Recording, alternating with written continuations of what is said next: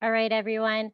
Well, thank you all for joining us today, and to make sure that we are all in the right place.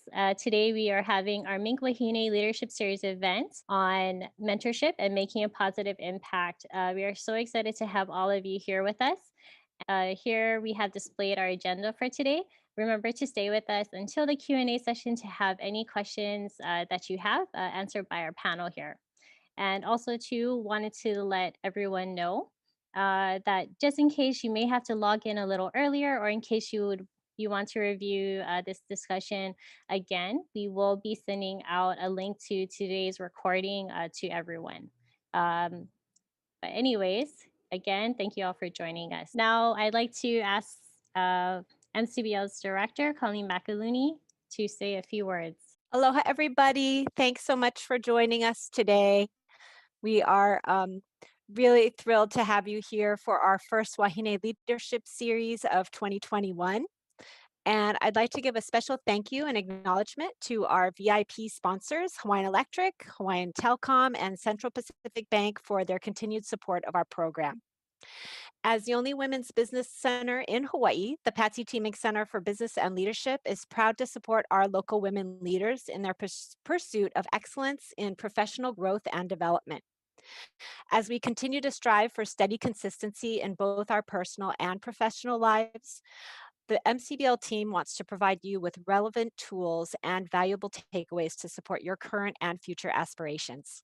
We're grateful to today's moderator, Rachel James, and our facilitators, Farah Marie Gromes, Kira Higa, and Kat Tashner for being here to share their insights and wisdom on mentorship. Please enjoy. And now back to you, Brittany. Now, my name is Brittany Montesiano. I am the program manager for the Mink Center for Business and Leadership. I'd like to introduce you to our program coordinator, Maylin Zambrano. Maylin is assisting us as the tech for today. In case you experience any technical difficulties, please be sure to email Maylin. She'll be dropping her information into the chat area for you. Also, I wanted to let all of you know, in case you do have any questions throughout today's program, please enter them into the chat area. All right. Now I'd like to introduce you to our moderator for today. We are so excited to have Rachel James joining us. So, in addition to serving the state of Hawaii as an attorney for the Public Utilities Commission, Rachel continuously gives back to the community as a member of MCBL's advisory board. In addition, she is also a VP of the board of directors for the Hawaii's People's Fund and a volunteer mentor and fellows program coach to the Center for Tomorrow's Leaders. Rachel, I pass it over to you. Thanks so much, Brittany. It's really good to be here. Thank you all for participating as well. Mentorship is one of my favorite topics, so I feel particularly excited to be here and honored to be with the panelists here today. So I would like to introduce Farah Gomes, Vice Chancellor of Student Affairs at the University of Hawaii Hilo. We have Kira Higa, Human Resources Director at Hawaiian Telcom, and Catherine, or Kat Tashner, co-founder of Business Law Corps. And we'll jump right into introductions where you'll get to know our panelists a little better as they share their mentorship stories. So if I could ask that, Farah, would you mind starting off with a bit of introduction and telling us a little bit about your mentorship stories? Absolutely. Mahalo for that intro, Rachel, and mahalo for the invitation to be here with you all today. As was mentioned, I am the Vice Chancellor for Student Affairs at the University of Hawaii at Hilo, an institution that I actually graduated from with my undergraduate degree back in 1998. So my roots are deep here on Hawaii Island, and that's where I'm joining you from today. It is with pleasure that I can share a little bit about my story, and a little bit of my history will be interwoven here. So for me, mentorship was something that just organically happened. It was natural. It was part of a personal journey that turned professional. And by that, I mean my greatest mentor of all times, and this will probably never change, was my grandmother, my grandma Sandra, who owned a store and had this work ethic about her that was just phenomenal. I mean, you know, she was one of the first women retail salespeople on this island to sell liquor. And she would tell us stories growing up about how she would be so tired sometimes, she just drive to the side of the road and take a short nap, because those were long days and this was not normal for women in those days. So that work ethic was something that I always looked up to. And then she owned a store where I got to work as and learn different skills while I was still in middle school even. And so, you know, just child laws in Hawaii that allows you to do that legally. And so I learned by watching her, and I had this deep love for her. I was the oldest grandchild, so that probably I should be fully transparent here. But over the years, she was the one that I would go to when I had hard questions. You know, I was a boarder in high school and I wanted to come home, and she was the one that said, and I convinced my parents, you know, but she was the one that came in and said, you're not, even if your parents say you are, I will go to the school and you will stay there because that is in your best interest. So over the years, having this very deep relationship with my grandmother, only to realize that when I was in my mid 30s and we would lose her, other people that I was exposed to with her. So she was also very involved in community work, which is where I say, and I attribute my deep working community to her as well, because I was always with her. So that's how I learned as she did what she did.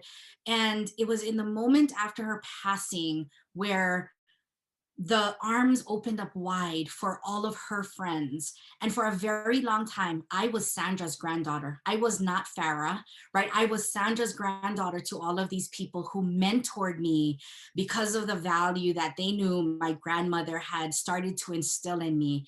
And so I share that story from a very deep place in my heart, because I truly feel that mentorship, although it can be something that is planned, oftentimes can also be very organic, and it can turn from being something that's very personal to also overflowing into professionalism as well. And so that's the story I share about my first mentor and how it took on different phases along the way. And again, I'm going to say this throughout the entire time, it is about being flexible, open-minded, and just open to the opportunities and keeping those options open. Thank you so much, Farah, and thank you for introducing us to your grandmother, Sandra. Well, for a number of reasons, you sound like a wonderful person and also super brave to be introducing liquor to the island back in the day. So it's a joy to get to know her. Thank you for being here. Kiara, would you mind sharing your mentorship story as well? Yeah, so a little bit background, guys. Hi, everyone. Thank you for having us today. Thanks to the Patsy Mink team. But I have been at Hawaiian Telecom since 2009, found myself in HR in 2011-ish, and I've been there since then. So I am the HR director and oversee various departments in HR. Have an awesome team. So who's on here? I see you. Props to you. So my first formal mentorship was kind of an awkward one, not gonna lie. I was part of this leadership program, and we were actually assigned a mentor, and the mentor was actually assigned to myself, the mentee. And it was a very formal program. It was, you had to meet so many times a month. And as you know, probably where I'm going with this, it was not a good partnership.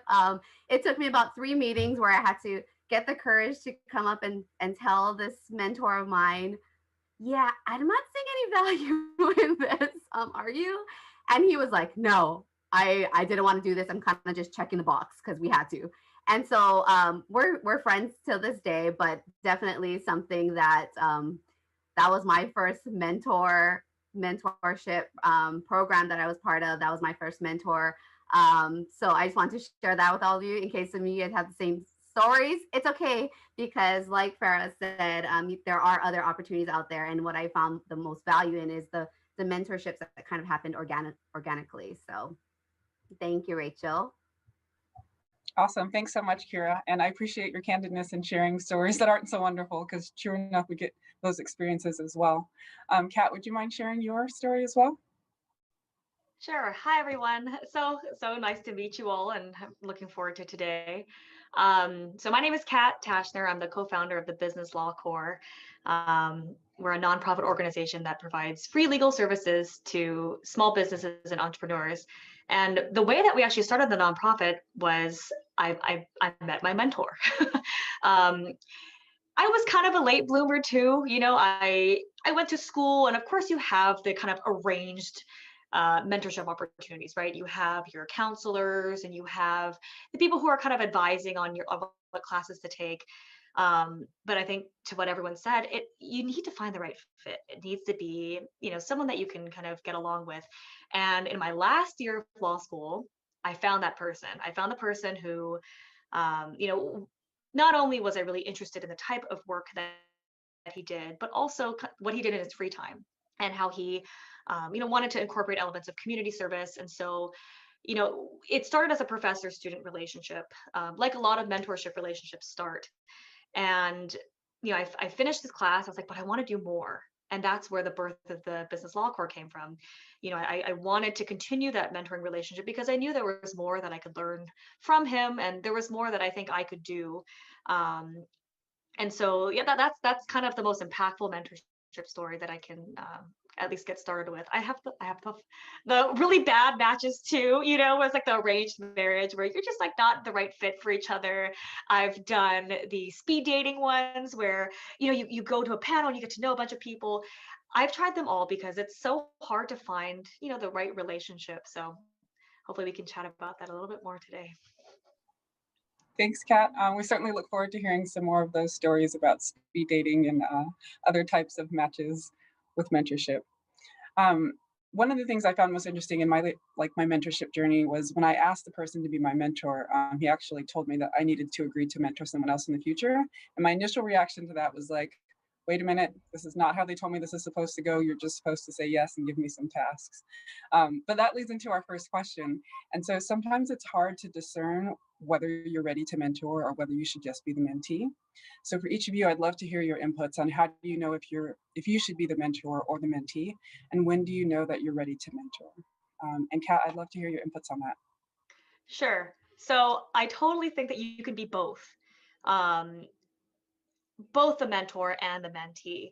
We always think of mentorship as this top-down approach, right? We have some gray-haired, experienced practitioner who finds this protege, and of course, that has been a really, really successful method for mentorship, right? You learn from the best. But I think that there's also an opportunity in that relationship to mentor up, right?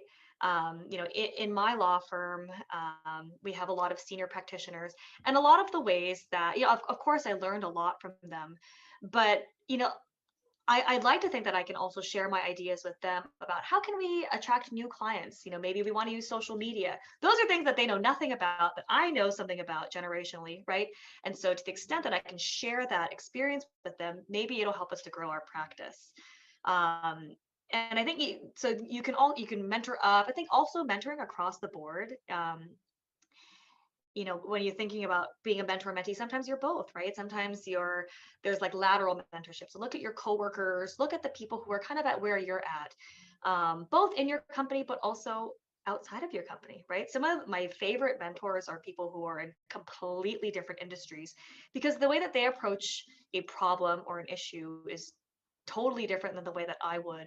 So I guess challenge yourself to think outside of the traditional, I'm at the beginning of my career, therefore I am in the mentee box. I love that you're challenging folks to think outside the box and really live outside that space. Sometimes it can be uncomfortable to think of yourself in new roles, but I love that you're pushing us to do that. Kira, do you mind sharing some of your inputs just on how do you know where you're at and how do you know when to move to another place? Yeah, I think I kind of went through this. I think the question was, how do I know if I'm ready to be a mentor? And I kind of went through that myself. Am I worthy enough? What can I bring to the table? And I think as women, we tend to do that, is second guess ourselves a lot. So I'm going to tell you right here, the fact that you plugged in and you're willing to come on here and learn more and educate yourself more, you have a strength and you have a niche, whatever that is, and you all are worthy of being mentors in some kind of capacity. So I just want to answer that question. The second piece, and what Kat alluded to, is that mentorship is a learning relationship. And honestly, as a mentor, you are also in this cycle of being a mentee. I've been in so many situations mentoring others where I'm learning from them just as much as they're taking away from me. And I find such value in that. But as a mentor, you also have to be open minded, right? That you're not coming into this relationship like, I miss know it all. I'm going to teach you. It's my way, kind of a mentality. And Farah touched on that, right? And being open minded to that. And I think knowing that this is a two-way street, this is a two-way relationship. We joke about it like Match.com or whatnot, finding the right fit. If you guys both, as a mentor and mentee, know that this is a two-way relationship and it goes both ways, there's so much value in that mentorship and that relationship between both the mentor and the mentee that is so rewarding. Like mentees, mentors also have the opportunity to grow and learn as well. So mentoring relationships are a shared opportunity for learning and growing, both as a mentor and a mentee. So thank you. I love that you really brought home that component of relationship in a mentor-mentee interaction. And Farah, that reminds me a lot of how you spoke with your early relationship with your grandmother, being one that kind of developed into mentorship and you understood how it personally and professionally affected you.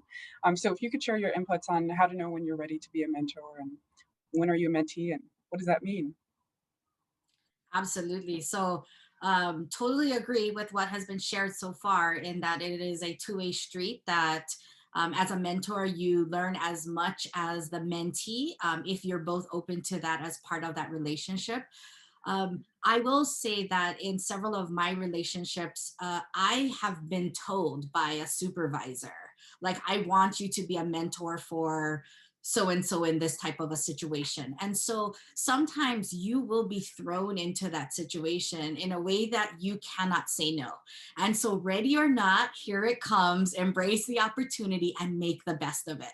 So, not to fear, there are lots of resources out there, human resources like all of us, that you can just Google and send us a note on Facebook or Instagram, wherever you can track us down. It's not hard to find people nowadays. But there's also all of these resources, right, with the internet right at our fingertips. So much that we can look at. So being open to those opportunities, being ready, because the other thing is, there are certain things in life that you're never really ready for. Having your first child, buying your first house. I mean, right, you can plan for all of those kinds of things. And when the moment comes, sometimes it's like, again, ready or not, here it comes.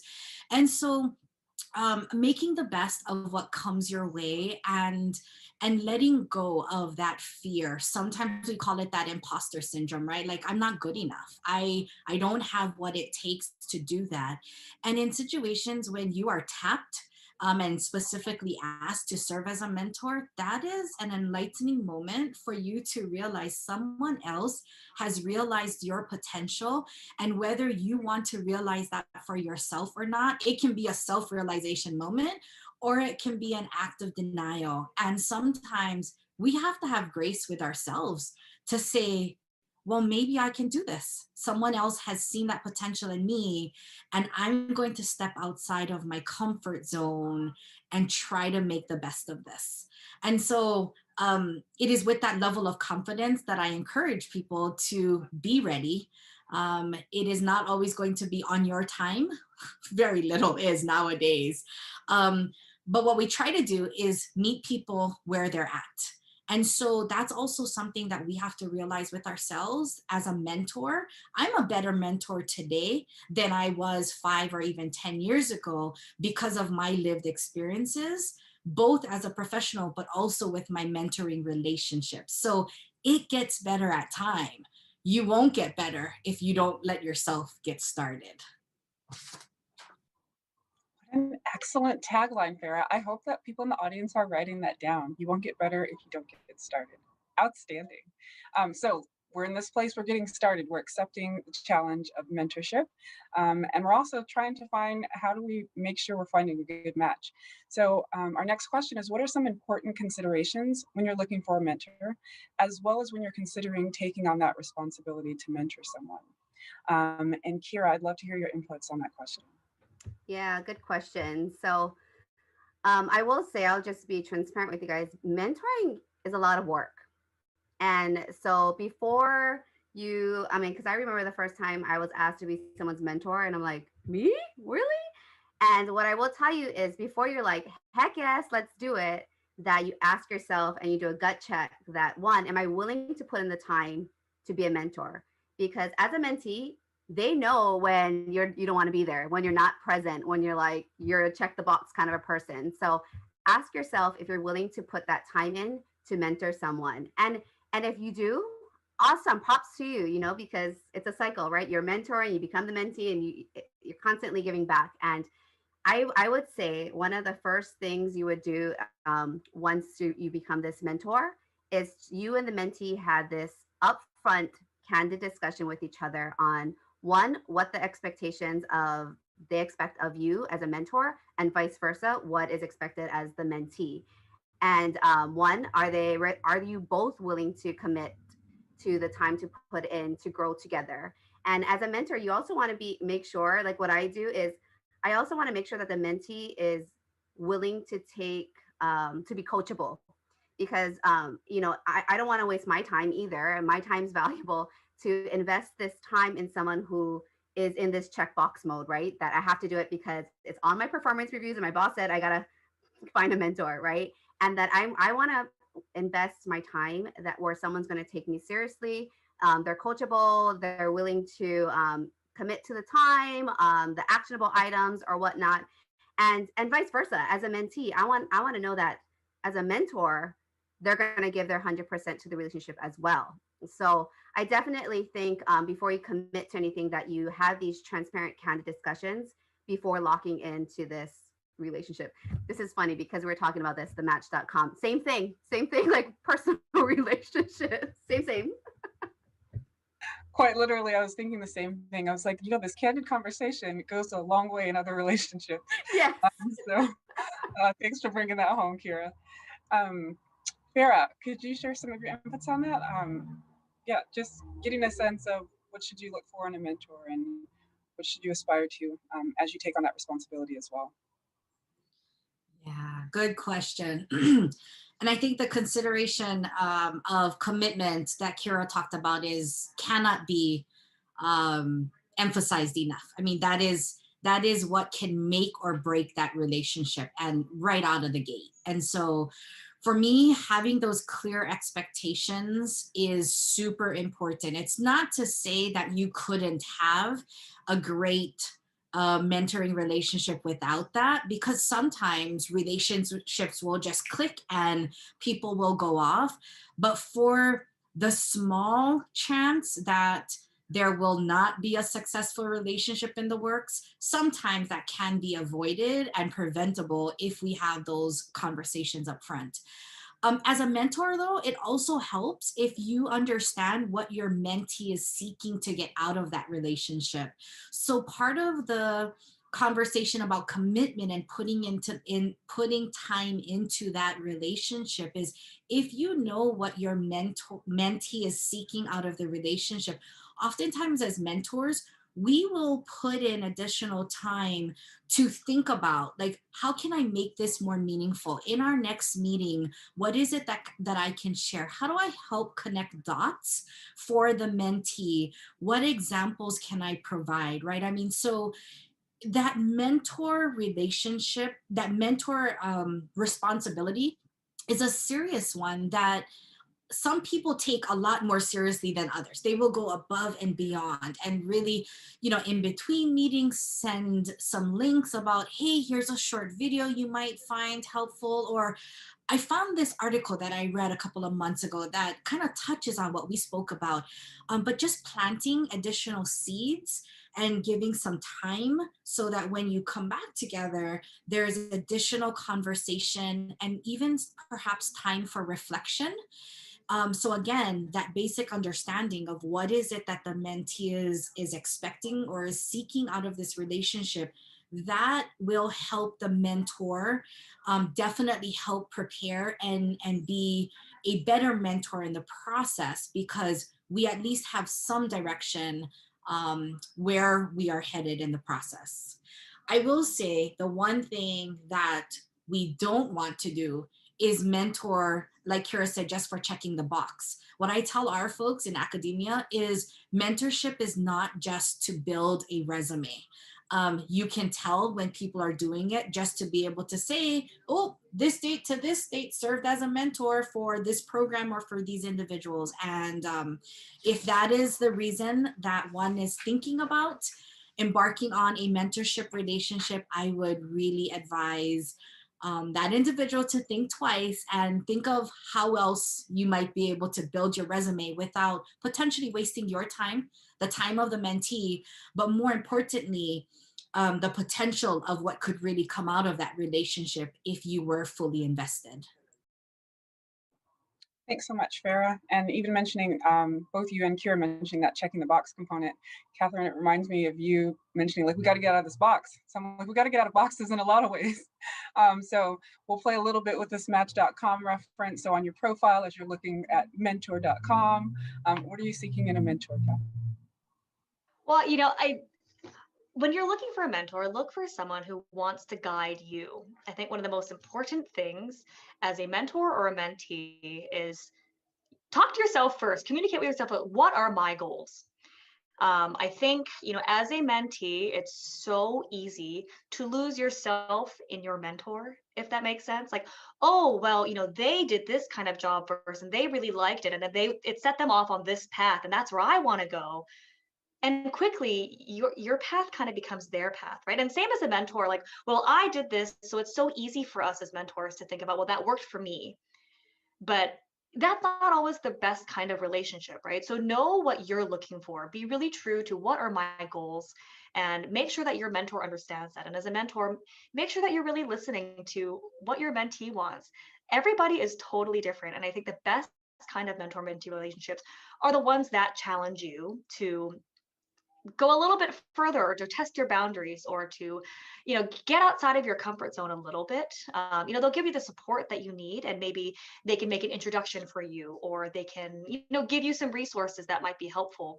But really, really be true to yourself when you're either taking on a leadership role or a mentorship role, or when you are looking to be mentored.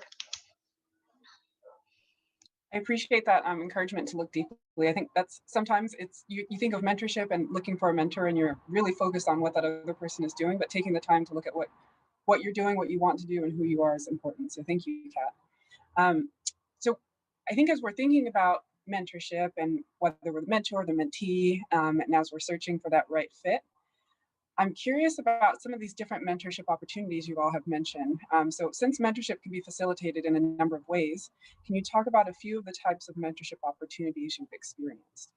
And Farah, I'll ask that you share some of yours first, please. Wonderful.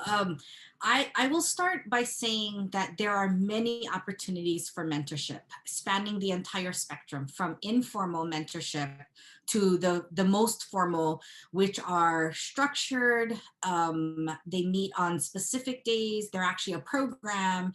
And in some cases, you pay a pretty penny to participate in those kinds of mentorship programs, right? So just remembering that mentorship can take lots of different forms. And as you're looking for a mentorship experience, again, and I like this about Kat, what Kat said, what is it like? Look at yourself, be true to yourself, and know what it is that you're looking for in that process. I will say that there can be differing value in the types of programs that are offered from informal to formal.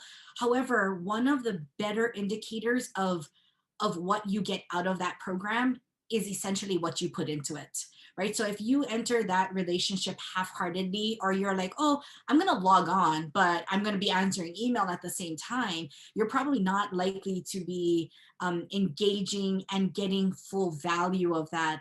In a situation where we're not necessarily meeting in person now, if you're having conversation with a mentor, but also texting on the side, they can tell if you're not looking at the screen, right? And so again, remembering that that's a two-way street. And once a mentor or a mentee starts to realize that the other person may be starting to disengage, that can also start to hinder the quality of that relationship. So I will say the amount of money or time, the amount of money you put into a program or into your mentorship relationship isn't always the best indicator. I would say the quality of time that you put into it is probably the best indicator, and one that you will want to ask yourself and commit to before committing to any type of program, and definitely before you commit any money to it.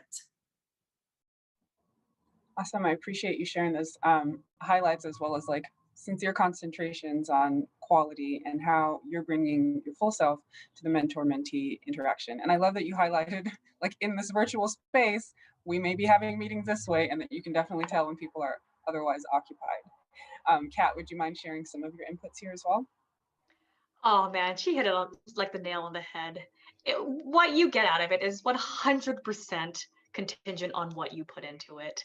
You know, you can totally tell if people aren't engaged. And you know, I've found that I've tried every kind of mentorship. You know, I've done the kind of organized ones. I've done, you know, mentorship where there's a specific task that we need to accomplish, and so there's the mentorship for a period of time. I've done, you know, I've kind of had the organic long-term mentorship that is maybe a little bit more or a little bit less structured.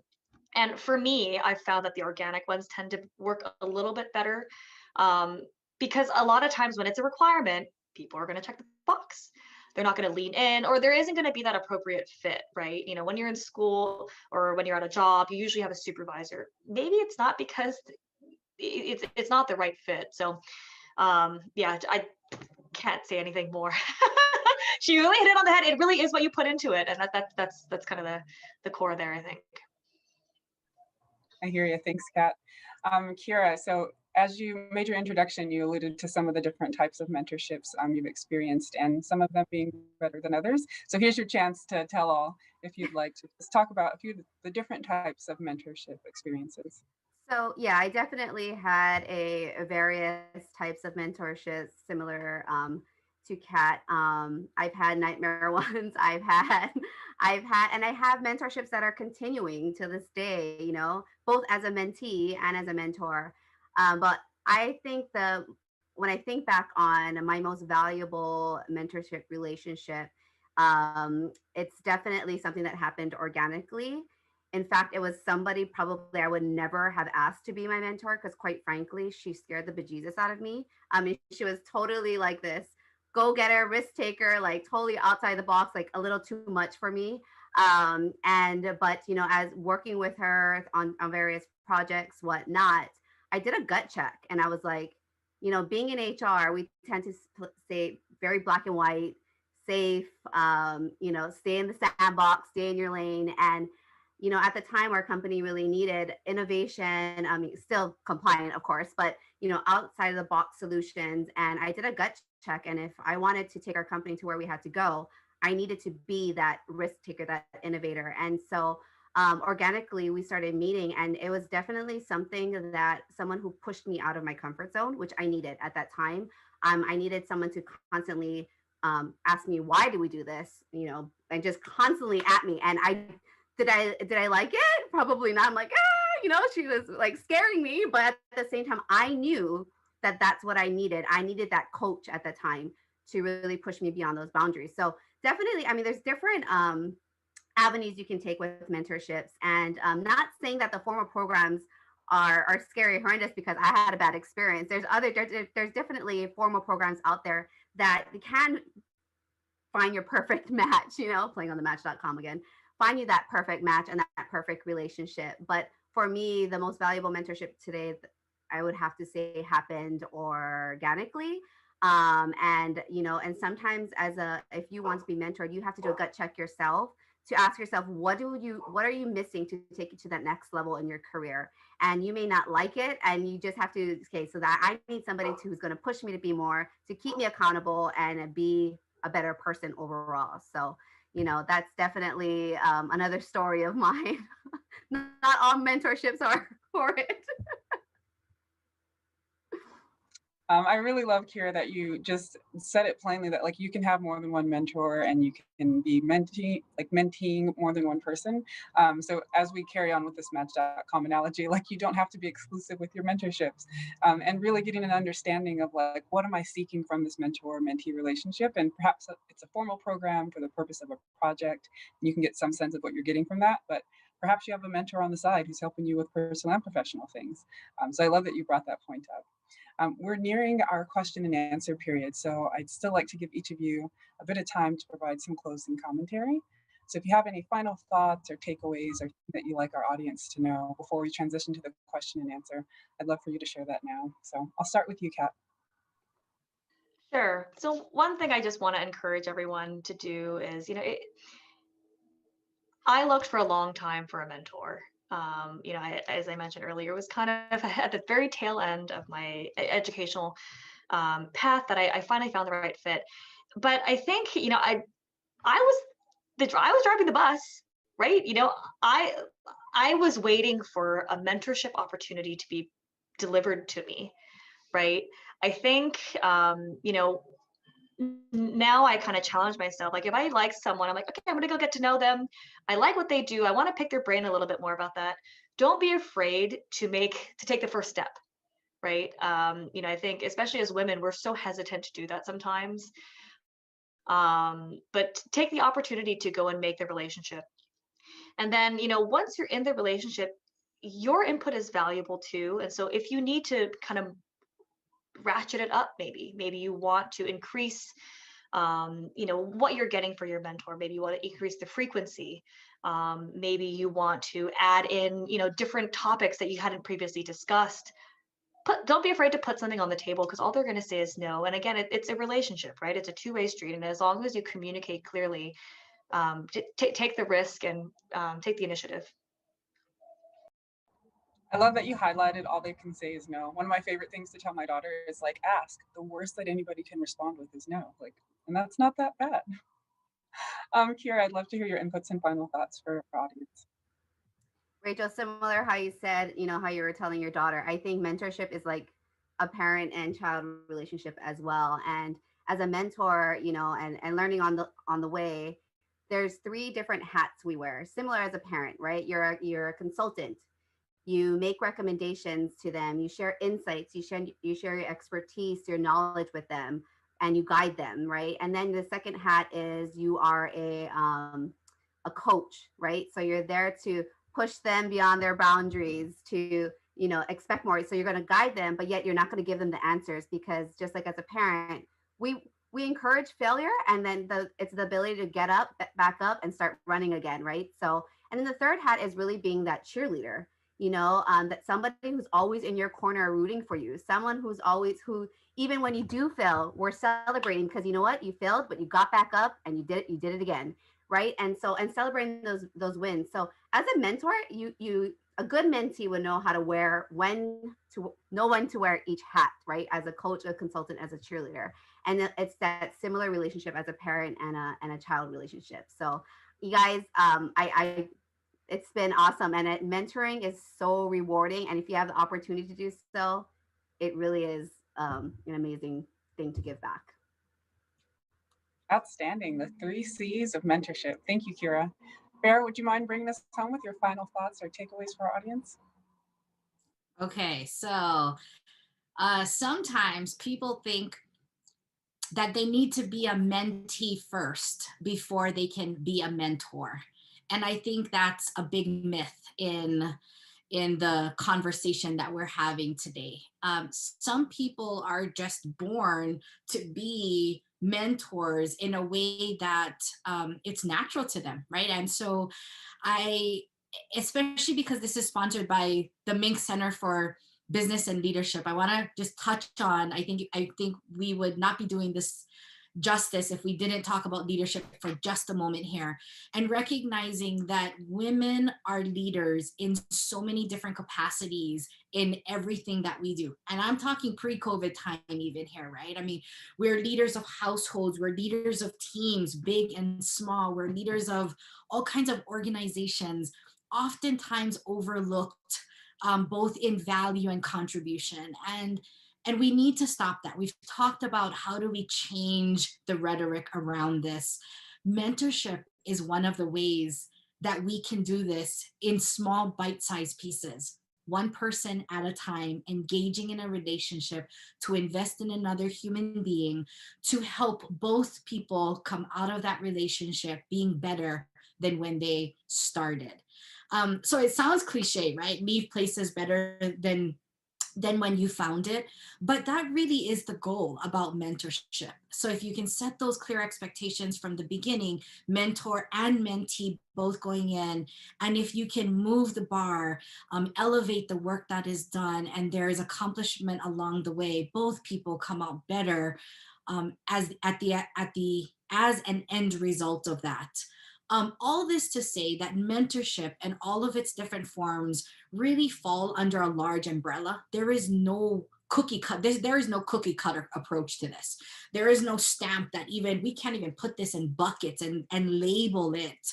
And if it were that easy, we wouldn't be having this conversation today.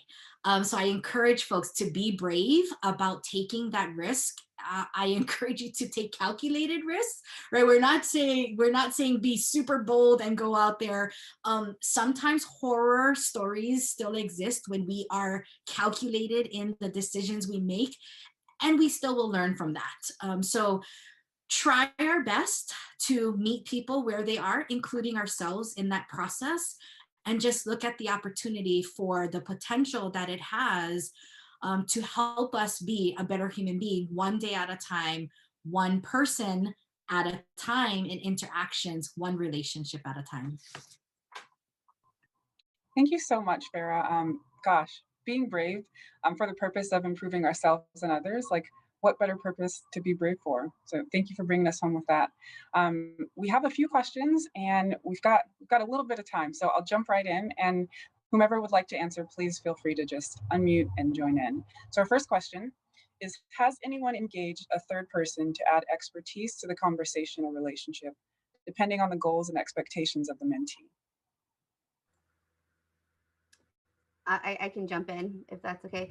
So as a mentor, I definitely am not a Miss Know-It-All. So there are going to be conversations that are happening with your mentee that you as a mentor need to be humble enough to say, you know what, I'm not sure. But most mentors have a network, or they can help facilitate where to guide you, whether it's a third party or as somebody who's an expertise in this area, that can help guide and facilitate that conversation. I think that's one expectation that we need to understand as a mentee and a mentor, that you cannot expect your mentor to know everything and to help you guide you through everything, but we can help guide and facilitate where to get the answers or where to help find those, right? Because again, as a mentor, we're not going to be the person to solve all of your problems. We're just here to guide you and consult you and coach you on the way. So definitely, I think that's one thing as a mentor. You have to be humble enough to know that you won't be the expert in everything, and that you can help facilitate that relationship to bring in somebody who may help this mentee. Farah, do you have an addition as well? I saw the question in the chat earlier, and my first response was all the time. And I think that's real important, again, in the expectations phase, to acknowledge, like Kira said, we're not the experts on everything. We're not going to know the answer. However, what I'm committed to is facilitating conversations and environments in which I can link you and connect you with appropriate resources that can better guide you in those conversations. It's really part of being a weaver, in that you see what some of the areas of assistance might be, and you can look out around your network and pull on your resources. And oftentimes you will find that they will come and ask you for assistance too. So being open to that reciprocity and exchanging, so that as a collective, we all also build each other. Yeah, I could not agree more. I think that's actually one of the biggest value adds that you can add as a mentor. Especially if you're more experienced, you might be able to see things that your mentee might not be able to see, right? You have the experience to kind of issue spot, and to the extent that you can help them fill those pukas, and introducing them to a third party, or it helps them to grow, right? And that's the whole point of the mentorship, is to help someone else grow. I definitely think we should bring that should be a part of the conversation. This goes back to the exclusivity thing, right? It doesn't need to be just the two of you. Sometimes, you have to humble yourself, to Kira's point, and know that you don't know everything. That's why they're coming to you, and I think you need to go to other people sometimes as well. I think because Farah started us off speaking about her grandmother, that my grandmother is also in my head. And so as I hear you all talk about being humble, I'm reminded of my grandmother's encouragement to eat a slice of humble pie. So, but Kat, I'm going to put you in the hot seat again, because this question I think is directed towards you. You mentioned that mentorship can be omnidirectional.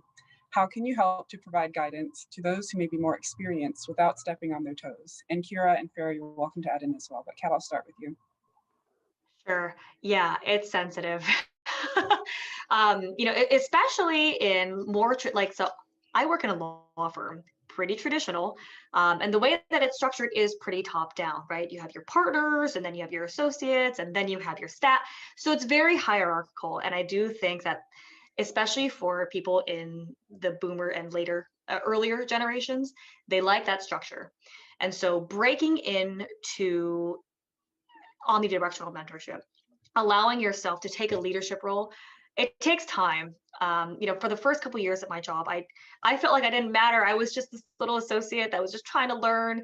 And, I didn't really exercise my voice that much because I was just intimidated.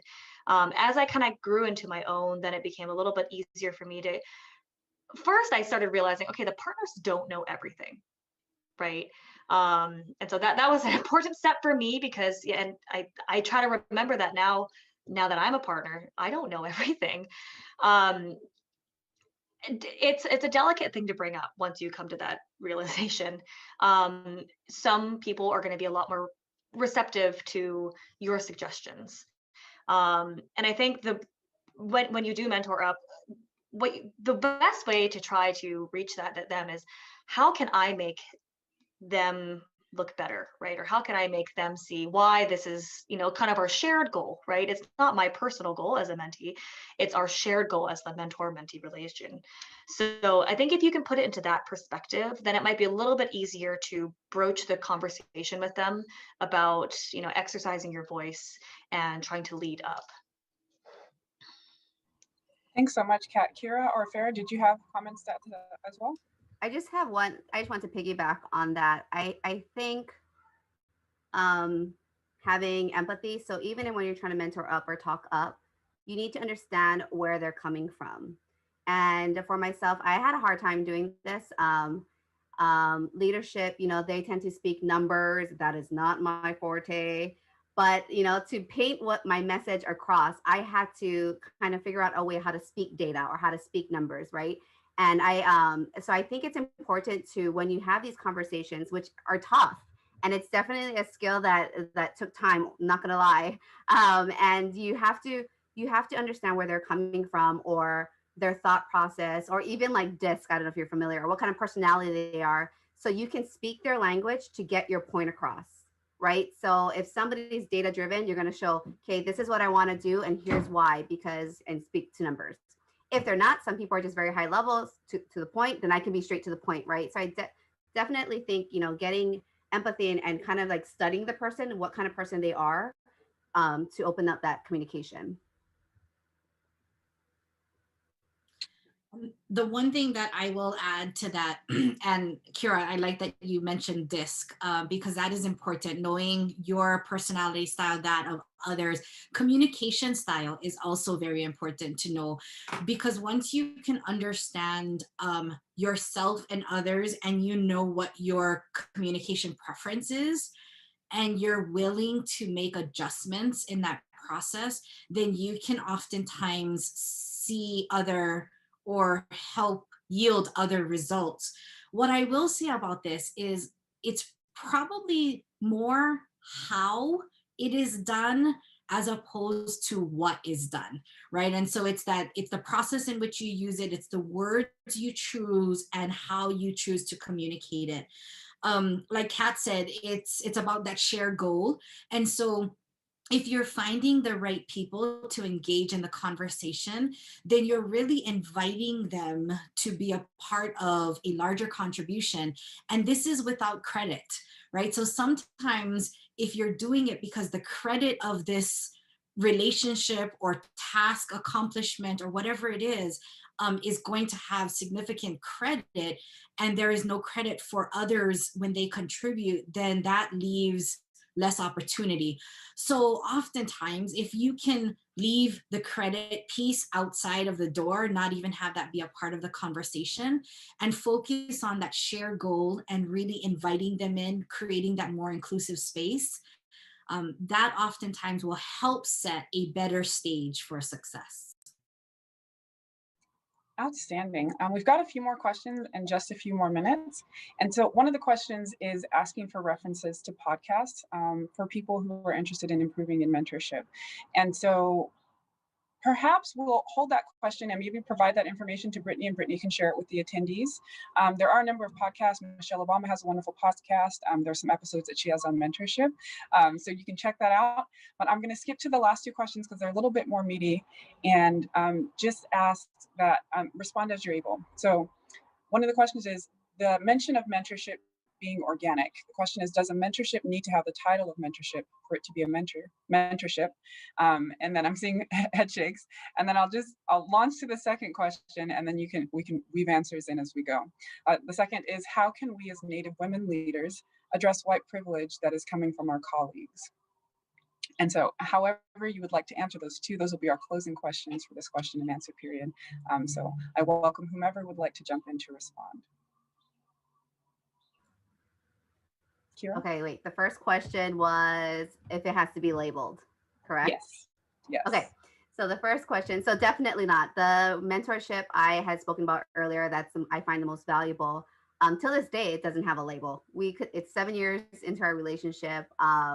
It's going strong. We still meet. We have a weekly cadence of meetings, but it's not labeled, and nor do you have to label it. And I think Farah covered it with the umbrella of mentorships, and call it a mentorship, call it a friendship, call it a sponsorship, call it my coworker. You have your peer, your best friend, your boss.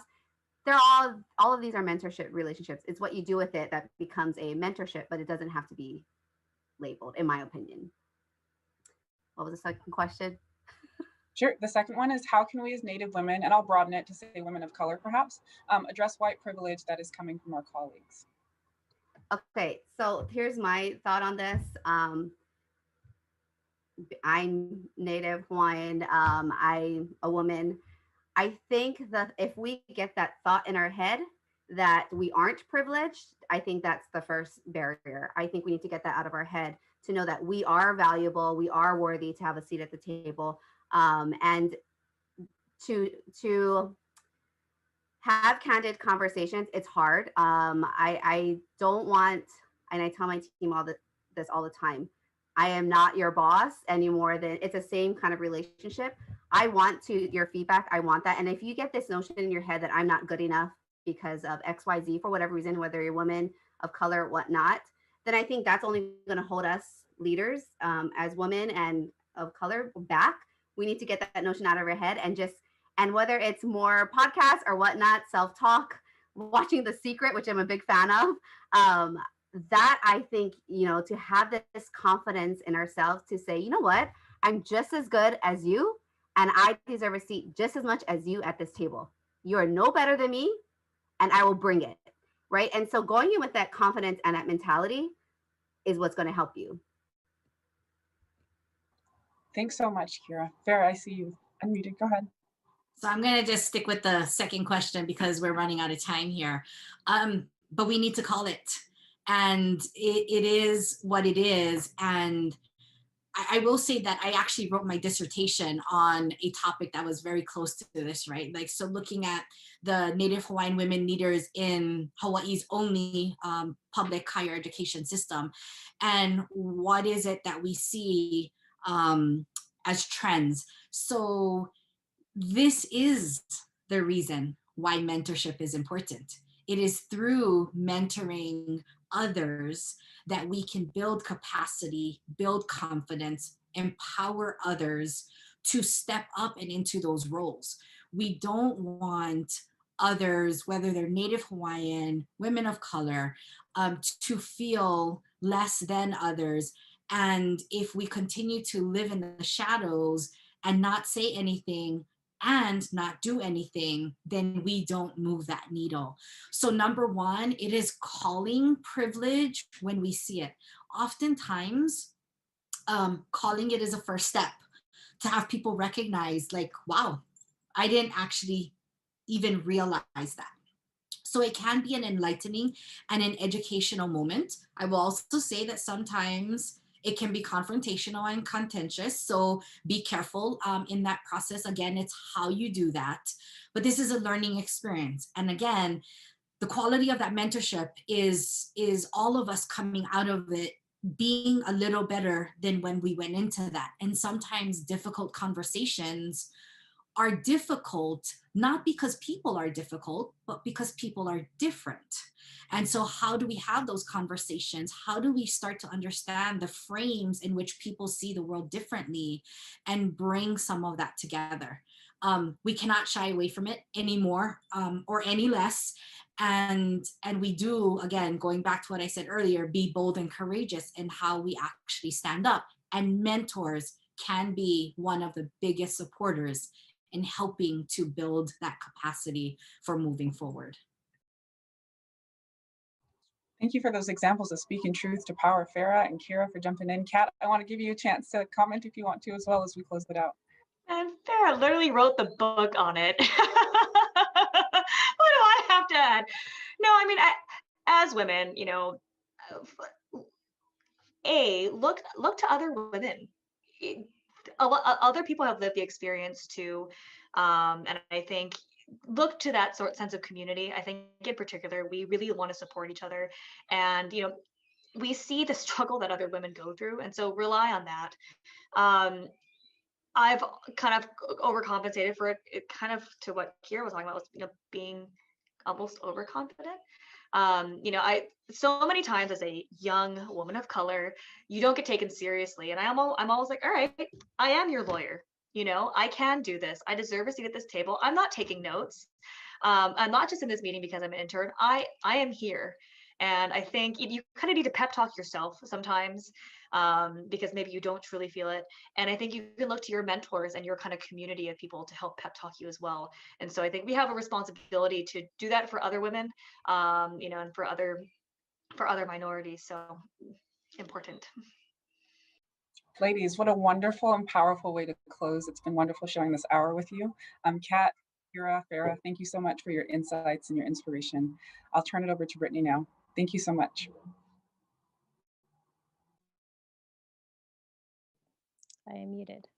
But yes, thank you so much, Rachel, Farah, Kat, Kira, for this very inspirational talk. You know, Farah, I loved what you said. You know, mentorship is really a tool for us to really help, you know, women in our community to help to build their confidence, build the capacity, you know, for them to become women leaders, and also to, you know, it's really a back and forth.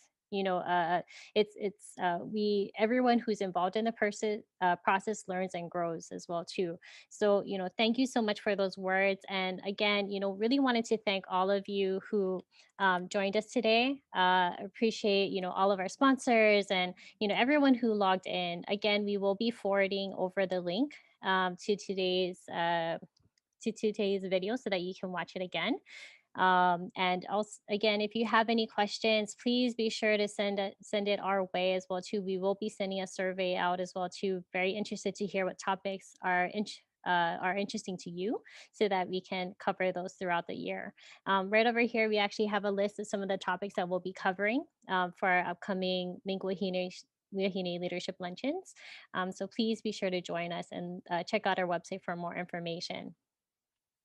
And so our next one is going to be on May 6th on diversity, equity, and inclusion. I think that it is a topic that many of us had heard over and over again about how important, you know, it is for us to recognize the diversity in our organizations and community as well too, because like our panel had mentioned, you know, in doing so, it gives us the ability to see the world, through a different lens than our own. So having that empathy to be able to do so is very empowering. But again, thank you all for joining us. And again, really wanted to thank our panel for this very inspirational talk. All right, everyone, we'll see you next time. Thank you.